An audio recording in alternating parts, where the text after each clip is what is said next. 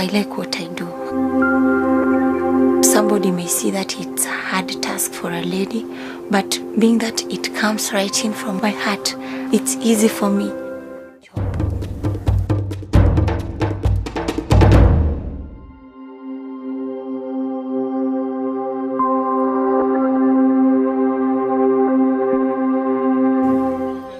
Anything can happen anytime at night.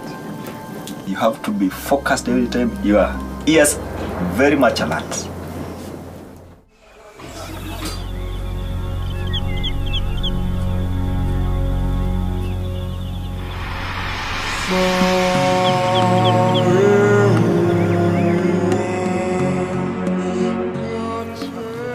The first time I encountered poachers, they were in big numbers, and we were just 5. There was gunshots everywhere. It was really, really scary.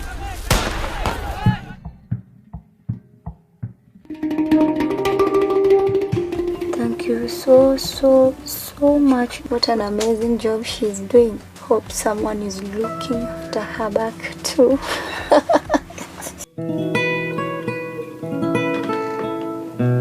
And I'm so glad, and I feel very humbled. With the little that I think I do, it means much to some other people.